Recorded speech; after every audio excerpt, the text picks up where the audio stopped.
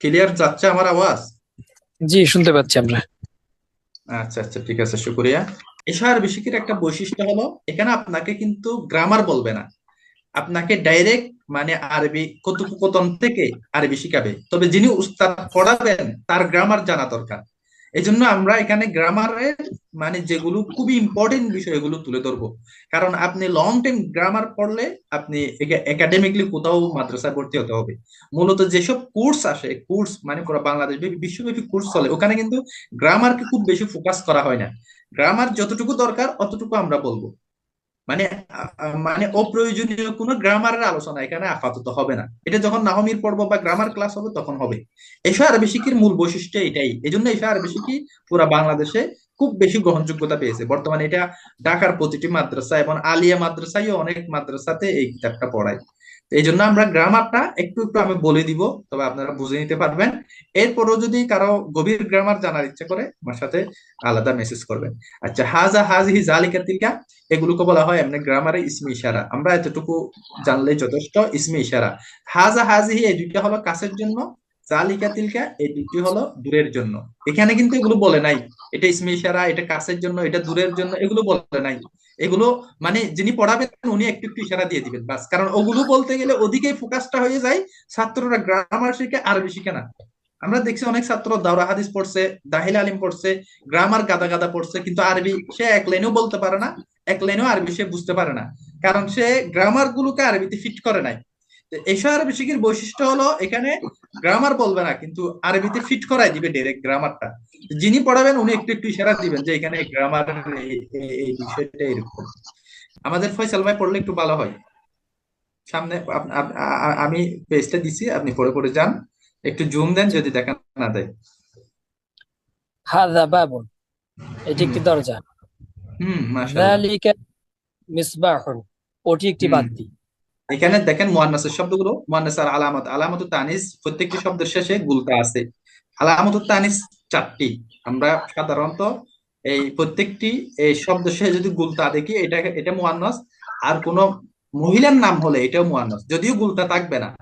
যেমন উম্মুন, উম্মুনে কোনো গুলতা নাই, উম্মুন মানে মা, এটা মুয়ান্নাস।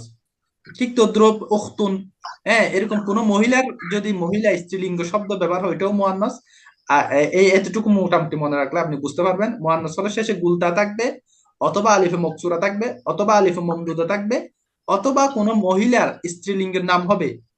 চারটা বলে দিলাম। আর একটা হলো আরবের মধ্যে এমন কিছু মুয়ান্নাস শব্দ আছে যেগুলো কোনো আলামত নেই, এগুলোকে মুয়ান্নাস সেমাই বলে। মানে আরবরা মুয়ান্নাস ব্যবহার করে, আমরাও মুয়ান্নাস ব্যবহার করি। কোরআন মজিদে এগুলোকে মুয়ান্নাস ব্যবহার করছে, মানে ওয়াশামসু তাজরি, তাজরি শব্দটা মুয়ান্নাসের সিগা ব্যবহার করছে শামসুন মুয়ান্নাসের জন্য, কিন্তু কোনো আলামত তানিস নেই। নাফিদাতুন একটি জানালা, উইন্ডো। তাওবিলাতুন টেবিল, টেবিল আরবি শব্দ।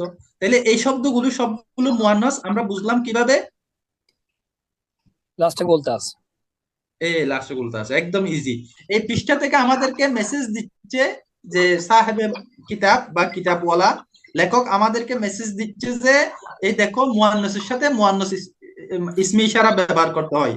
হাজা হাজিহি জালিকা তিলকা এগুলোকে ইসমে ইশারা বলে আরবি গ্রামারের ভাষায়। তো মুয়ান্নাস শব্দ আসলে মুয়ান্নাস ইসমে ইশারা ব্যবহার করতে হয়, মুজাক্কর শব্দ আসলে মুজাক্কর ইসমে ইশারা ব্যবহার করতে মুজাক্কার হয়, ইসমিন সাহেব। কাছের শব্দ আসলে কাছের ইসমি ইশারা ব্যবহার করতে হয়, আর দূরের কোনো জিনিসকে যদি ইশারা করি দূরের কোনো ইসমি ইশারা ব্যবহার করতে হয়। তিলকা এটা দূরের জন্য দাগ দিয়ে দেখাই দিল যে তিলকা হাকিবা দূরে একটি, হ্যাঁ, বুঝছি। মহা একটি ব্যাগ। হ্যাঁ, আর হাদিহি এটা কাছের জন্য, হাদিহি কুরওয়াসা। আপনি যখন প্র্যাকটিস করবেন এটা অটোমেটিকলি আপনার জেহেনে চলে আসবে। যেমন আমি আমি কথা বলতেছি কারোর সাথে, বললাম যে এ, হাদা হাদা জাওয়ালি, এটা আমার মোবাইল। জাওয়াল মানে মোবাইল। এই তিনটা কথা আমাদের গত ক্লাসে ছিল। আমি একটু সামারি করলাম। প্রথমত দৃঢ় প্রতিজ্ঞা থাকতে হবে যে আমি আরবি শিখবো, যত কষ্ট হোক। 2 নম্বর, আমার নিয়তকে পরিশুদ্ধ করতে হবে, আমি আরবি শিখতেছি কোরআন হাদিস বোঝার জন্য। আমি যতটুকু শিখতে পারি অতটুকু কোরআন হাদিস বুঝবো। এবং আমিও খয়রুকুম মান তাআল্লামাল কোরআন ওয়া আল্লামা, এই হাদিসের একজন আমি মেজদাক হয়ে যাব। অর্থাৎ এই হাদিসে যাদেরকে বোঝানো হয়েছে যারা কোরআন শিখে তারা সর্বোত্তম, আমিও তাদের অন্তর্ভুক্ত, কারণ আমি আরবি শিখতেছি কোরআন বোঝার জন্য। 3 নম্বর বলছিলাম আমাদেরকে একটু মেহনত করতে হবে, সঠিক পদ্ধতিতে সঠিক ওয়েতে আমাদের মেহনত করতে হবে। তাহলে ইনশাল্লাহ আমরা আরবি শিখতে পারবো, অন্তত বেসিক একটা ধারণা আসবে।